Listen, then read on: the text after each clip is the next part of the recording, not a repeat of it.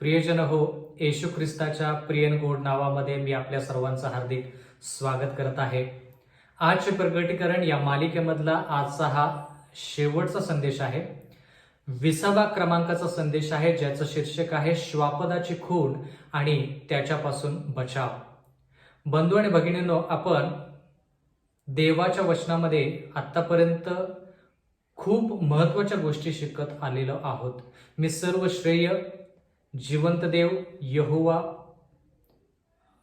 आणि येशू ख्रिस्त याला देत आहे.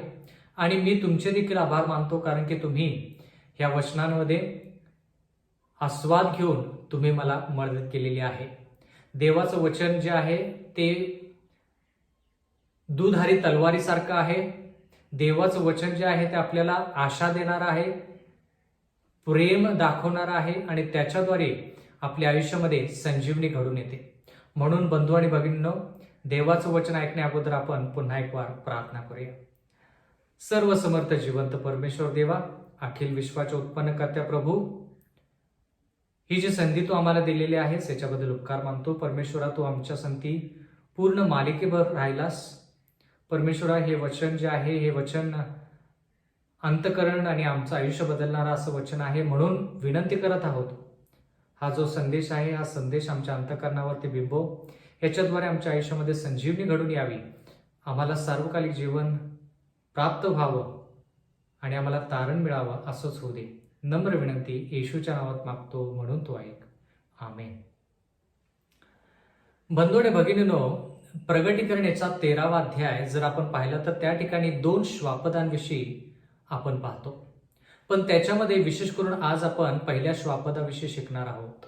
याच्यामध्ये लिहिलेलं आहे प्रगटीकरण याचा 13वा अध्याय 1 वचन. नंतर मी एक श्वापद समुद्रातून वर येताना पाहिले. त्याला 10 शिंगे व 7 डोके असून त्याच्या शिंगावर 10 मुकुट व त्याच्या डोक्यावर देवनिंदात्मक नावे होती. आता दानिएल 7:17 प्रमाणे बंधू आणि भगिनींनो, श्वापद ह्या शब्दाचा अर्थ राष्ट्र. दानिएल 7:17 मध्ये आपण त्याच्याविषयी आपण पाहतो. एवढंच नाही तर ह्या ठिकाणी लिहिलेलं आहे हे राष्ट्र जे आहे हे समुद्रातून वर आले. समुद्र या शब्दाचा जर आपण विचार केला तर प्रगटीकरण 17:15 प्रमाणे समुद्र जनसमुदाय, लोक समुदाय यांना दर्शवतात. म्हणजे लोकातून हे राष्ट्र निर्माण झालं. पण हे राष्ट्र दिसायला कसं होतं? प्रगटीकरणाचा 13वा अध्याय आणि 2 वचन. जे श्वापद मी पाहिले ते चित्त्यासारखे होते. म्हणजे श्वापद कसं होतं? चित्त्यासारखं होतं. त्याचे पाय अस्वलाच्या पायासारखे होते, त्याचे तोंड सिंहाच्या तोंडासारखे होते. त्याला अजगराने आपली शक्ती व आपले आसन व मोठा अधिकार दिला. अजगराने ह्या राष्ट्राला अधिकार दिला. अजगर म्हणजे कोण? प्रगटीकरणाचा 12वा अध्याय आणि 9वं वचन जर पाहिलं तर अजगर म्हणजे जुनाट साप, ज्याला सैतान म्हटलेलं आहे असं आपण जाणलेलं आहे. म्हणजे थोडक्यात बंधू आणि भगिनींनो, सैतानाने ह्या राष्ट्राला आसन दिले. आता हे राष्ट्र कोणतं? आणि देवाचं वचन म्हणतं की देवनिंदात्मक नावे ह्या राष्ट्राच्या डोक्यावर लिहिली होती. प्रगटीकरण 13:1 मध्ये ह्या राष्ट्राला देवनिंदात्मक असं राष्ट्र म्हटलेलं आहे. म्हणजे थोडक्यात दुर्भाषण करणारं असं राष्ट्र. आणि याच्याविषयी आपण मागील संदेशामध्ये शिकलेलो आहोत की हे राष्ट्र जे आहे हे रोमचा दुसरा भाग म्हणजे आध्यात्मिक रोम, म्हणजे रोमन कॅथलिक मंडळी याला दर्शवतं. म्हणजे थोडक्यात पोपची जी सत्ता आहे त्या सत्तेला दर्शवतं. एवढंच नाही तर प्रगटीकरणाचा 13वा अध्याय आणि 3ऱ्या वचनामध्ये लिहिले, त्याच्या एका डोक्यावर प्राणांतिक घाव झाल्यासारखे माझ्या दृष्टीस पडले, तरी त्याचा प्राणघातक घाव बरा झाला. तेव्हा सर्व पृथ्वी आश्चर्य करत त्या श्वापदामागून गेली. देव आपल्याला स्पष्टरित्या ह्या ठिकाणी सांगत आहे की हे जे श्वापद आहे, हे जे राष्ट्र आहे, ह्या राष्ट्राला प्राणघातक घाव पत्करावा लागला. म्हणजे जर आपण ह्या राष्ट्राचा विचार केला, त्याची कारकीर्द पाहिली तर 538 इसवी सन पासून 1798 इसवी सन पर्यंत ही पोपची सत्ता चालली. 1798 इसवी सन मध्ये फ्रान्सच्या सेनापतीनं ह्या पोपला बंदी म्हणून त्याला कैद केलं. त्याच्यानंतर काही काळासाठी त्याची सत्ता निघून गेली. म्हणजे पोपची जी सत्ता होती ती सत्ता 1798 इसवी सन मध्ये संपुष्टात आली. थोड्या काळासाठी ती निघून गेली. पण त्याच्यानंतर आपण पाहत आहोत आज देखील की ही पोपची जी सत्ता आहे ती परत येत आहे आणि ते श्वापद जे आहे हे राष्ट्र रोमन कॅथलिक मंडळी जे आहे, आध्यात्मिक रोम जे आहे, हे पूर्ण जगावरती वर्चस्व दाखवण्याचा प्रयत्न करत आहे. एवढंच नाही तर बंधू आणि भगिनींनो, आपण जर पाहिलं तर ह्या ठिकाणी लिहिलेलं आहे प्रकटीकरणाचा 13वा अध्याय आणि 4थं वचन. अजगराने त्या श्वापदाला आपला अधिकार दिला म्हणून त्यांनी अजगराला नमन केले. म्हणजे सैतानाने ह्या राष्ट्राचा वापर केला म्हणून हे राष्ट्र काय करतं, सैतानाला नमन करतं. सैतान ज्या गोष्टी सांगतं त्या गोष्टी हे राष्ट्र करतं. म्हणजे थोडक्यात सैतान जो देवाच्या विरोधात आहे तर तो सैतान ह्या राष्ट्राचा वापर करून ह्या राष्ट्राला पूर्ण जगावरती वर्चस्व दाखवण्याचा प्रयत्न करतं. कारण की का, ह्या राष्ट्राद्वारे सैतान देवाच्या विरुद्ध लढण्याचा प्रयत्न करत आहे. म्हणजे थोडक्यात हे राष्ट्र स्वतःला सैतानाच्या आहारी देत आहे. एवढंच नाही तर पुढे लिहिलेलं आहे, आणि ते श्वापदाला नमन करताना म्हणाले, ह्या श्वापदासारखा कोण आहे, त्याच्याबरोबर कोणाला लढता येईल. म्हणजे ह्या ठिकाणी हे जे राष्ट्र आहे हे राष्ट्र बलिष्ठ असं राष्ट्र आहे. आध्यात्मिकरित्या देवाच्या नावामध्ये येऊन देवाच्या विरुद्ध हे राष्ट्र काम करतं. अशासारखी फसवणूक जगामध्ये कोणतीच नाही. येशू ख्रिस्ताच्या नावामध्ये येऊन येशू ख्रिस्ताच्या विरुद्ध कार्य करते म्हणून हे राष्ट्र, म्हणून हे श्वापदाविषयी आपण शिकायचं आहे. प्रकटीकरणाचा 13वा अध्याय आणि 15वं वचन. आता ह्या ठिकाणी जर पाहिलं तर आपण दुसऱ्या श्वापदाविषयी शिकत आहोत. हे दुसरं श्वापद जे आहे ते कोकऱ्याप्रमाणे आहे आणि ते अमेरिकेला दर्शवतं. म्हणजे पहिलं श्वापद जे आहे ते रोम म्हणजे आध्यात्मिक रोम म्हणजे पोपच्या सत्तेला दर्शवतं. दुसरं श्वापद जे प्रकटीकरण 13 मध्ये आहे आणि त्याची जी आपण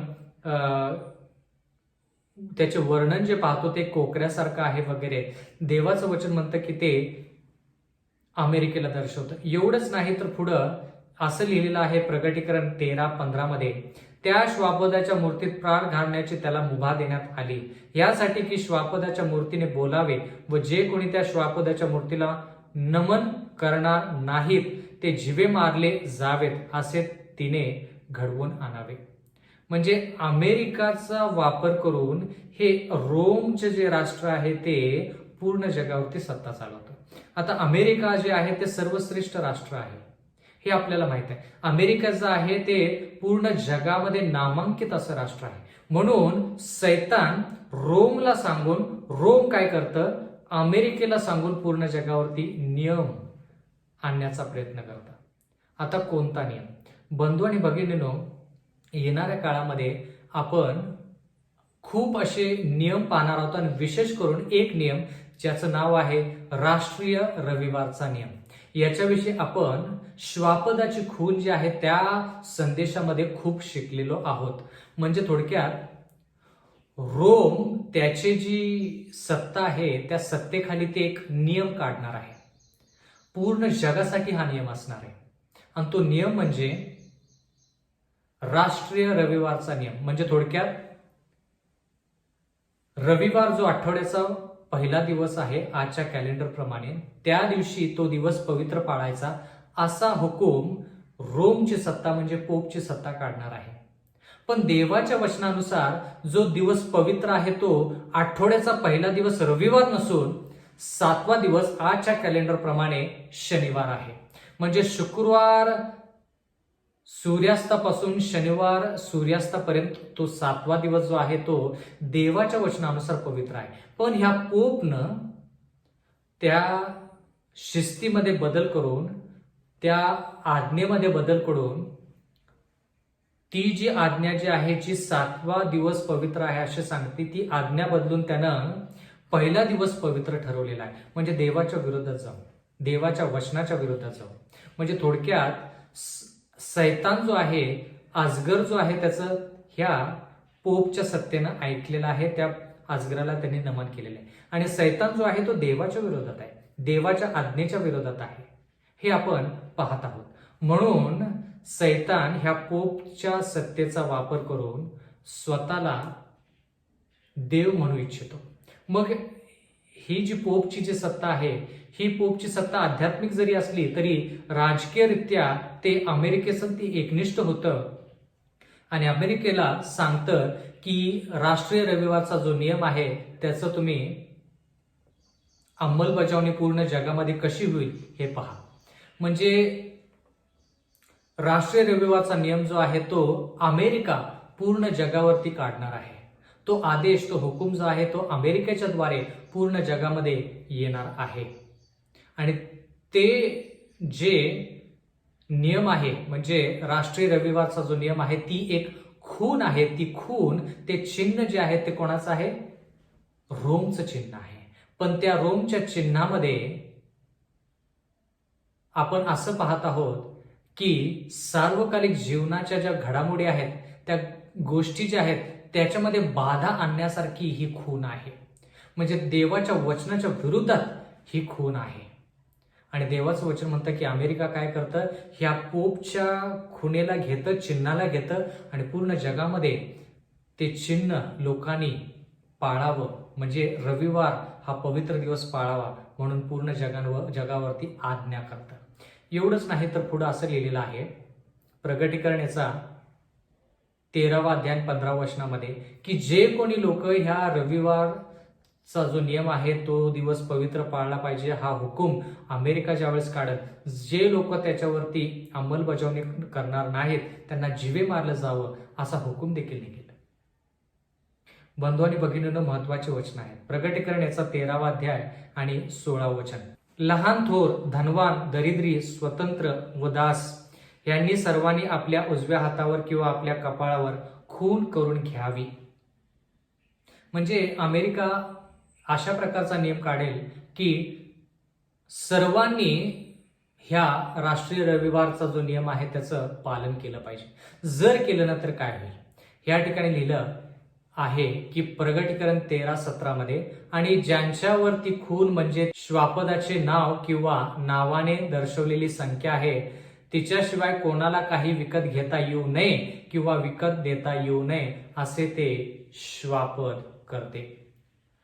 ह्या ठिकाणी आपण असं पाहत आहोत की जे लोक राष्ट्रीय रविवारचा नियम जो आहे त्याचं उल्लंघन करतील, तो दिवस पवित्र न पाळता श्वापदाची खून जे आहे ते श्वापदाची खून न घेता आपलं आयुष्य व्यतीत करतील, देवाचं वचन असं म्हणते की ते खरेदी विक्री करू शकणार नाहीत. म्हणून बंधू आणि भगिनींनो, येणाऱ्या काळामध्ये जर तुम्हाला येशू ख्रिस्तासंती एकनिष्ठ राहायचं असेल, त्याच्या आज्ञेमध्ये राहायचं असेल, त्याच्या प्रेमामध्ये, त्याच्या विश्वासामध्ये राहायचं असेल, सार्वकालिक जीवन जर मिळवायचं असेल तर बंधू आणि भगिनींनो, ही खून आपण घेऊन चालणार नाही. जर आपण ही खून घेतली तर आपला सार्वकालिकरित्या नाश होईल.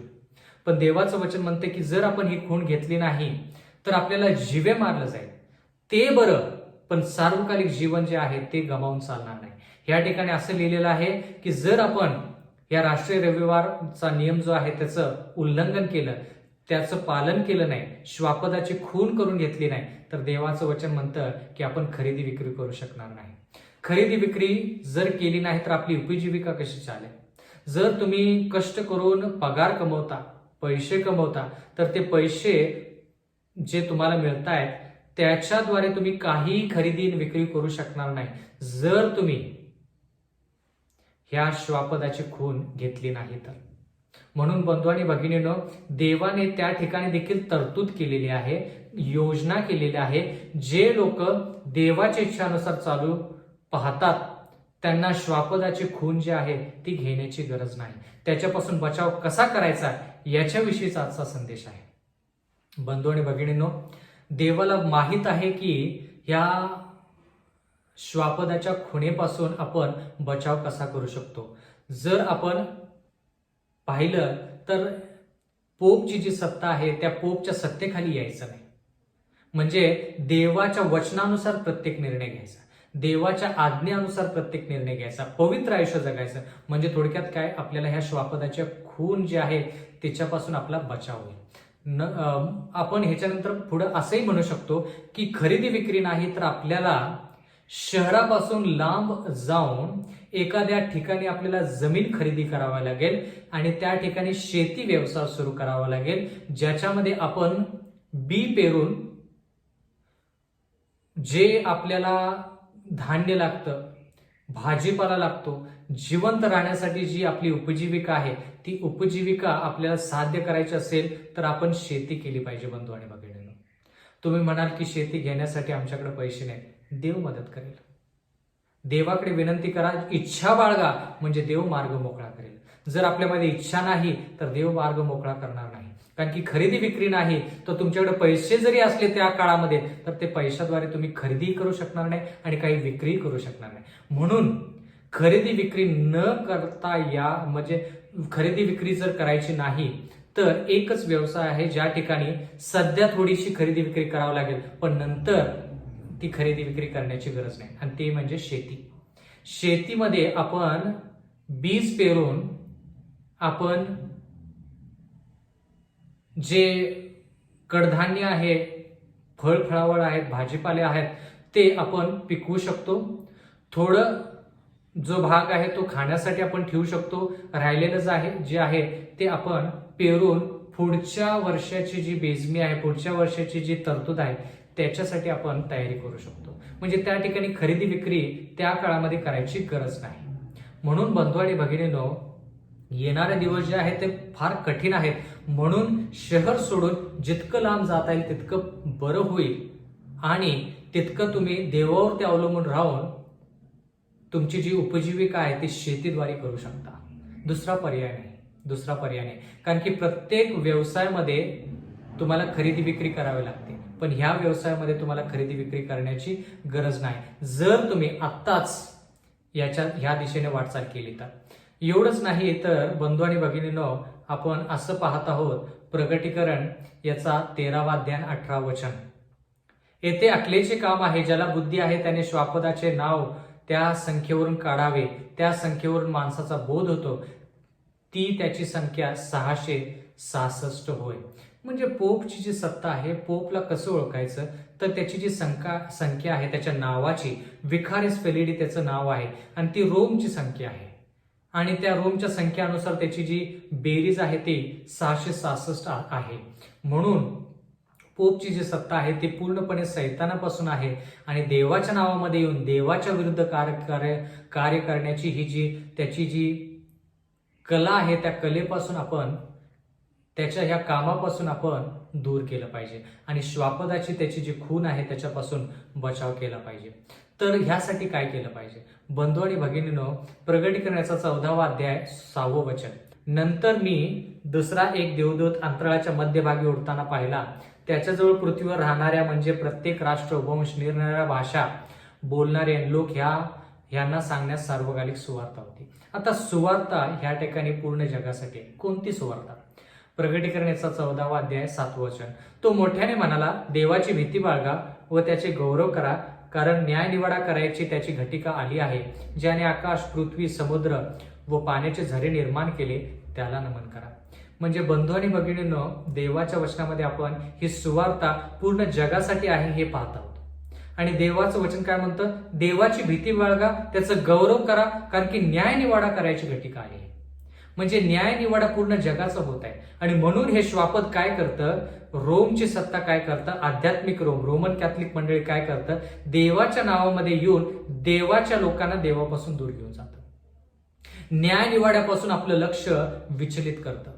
म्हणजे बंधू आणि भगिनींनो, 22 ऑक्टोबर 1844 इसवी सन मध्ये जो न्यायनिवाडा सुरू झाला, तो न्यायनिवाडा सध्या चालू आहे. आणि सैतानाची कदापि इच्छा नाही की लोक जे आहेत त्यांना सत्य कळावं, त्यांना सार्वकालिक जीवन मिळावं. म्हणून पोपचा वापर करून आणि त्याच्यानंतर अमेरिकेचा वापर करून नियम काढला जातो की कुणीही 7वा दिवस जो शाबात आहे तो न पाळता, देवाच्या वचनामधला जो शाबात आहे तो न पाळता, रविवार जो देवाच्या वचनाच्या विरोधात आहे तो दिवस पवित्र पाळला जावा, अशी आज्ञा काढली जाते. म्हणून आपलं लक्ष जे आहे ते न्यायनिवाड्याकडे पाहिजे बंधू आणि भगिनींनो. पोपच्या सत्तेविषयी जरी आपल्याला माहित असलं तरी देखील आपण न्यायनिवाड्याकडे लक्ष लावलं पाहिजे. पवित्र आयुष्य जगलं तर ह्या न्यायनिवाड्यातून आपण पार पडू. पवित्र आयुष्य जगलो तरच आपण ह्या न्यायनिवाड्यातून पास होऊ. आणि तरच आपल्याला सार्वकालिक जीवन मिळेल. आणि न्यायनिवाडा जो आहे तो 22 ऑक्टोबर 1844 इसवी सन मध्ये सुरू झालेला आहे. बंधू आणि भगिनींनो, आज आपण कुठे आहोत? आज आपण कुठे आहोत? या ठिकाणी लिहिलेलं आहे प्रगटीकरण याचा 14वा अध्याय 8वं वचन. त्या देवदूतामागून दुसरा देवदूत येऊन म्हणाला, पडली, मोठी बाबेल पडली, तिने आपल्या जार कर्माबद्दलचा क्रोधरूपी द्राक्षरस सर्व राष्ट्रांना पाजला आहे. ह्या ठिकाणी आणखीन एक संदेश पूर्ण जगाला गेला पाहिजे, तो म्हणजे बाबेल पडलेली आहे. बाबेल पडलेली आहे म्हणजे काय? बाबेल म्हणजे त्याचा अर्थ गोंधळ. बंधू आणि भगिनींनो, कोणत्या ठिकाणी गोंधळ आहे?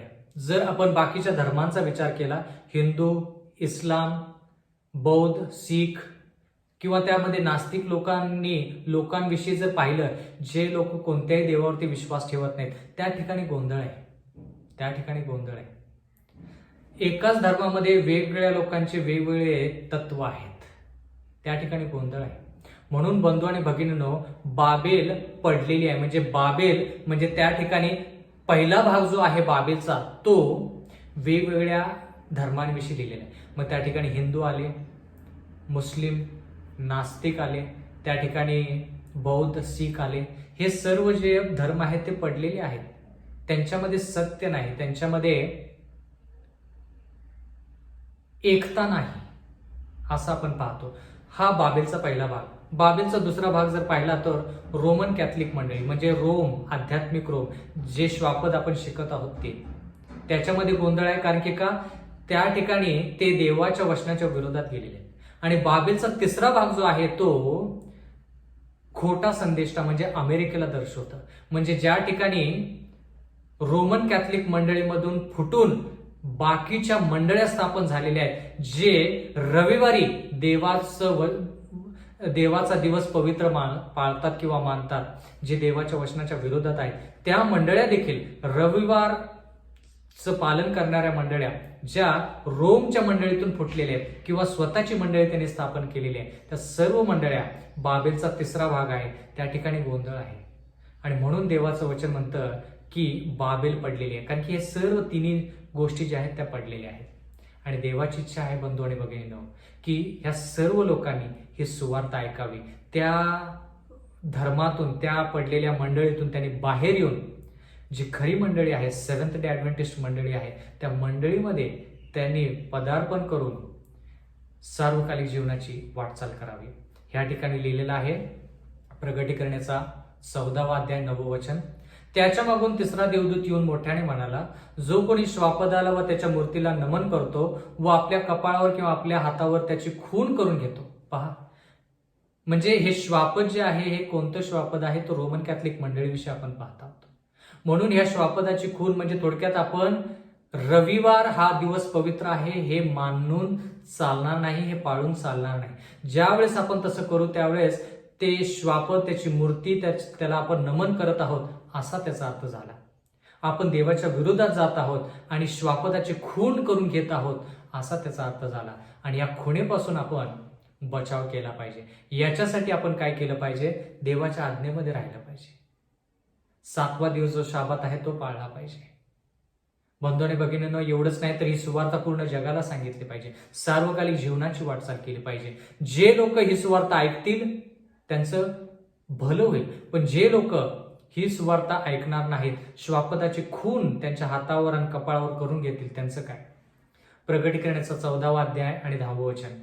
तो ही देवाच्या कृपाच्या प्याल्यात निरा घातलेला त्याचा क्रोधरूपी द्राक्षरस पील आणि पवित्र देवदूता समक्ष आणि कोकऱ्या समक्ष त्याला अग्नी व गंधक यापासून पीडा होईल.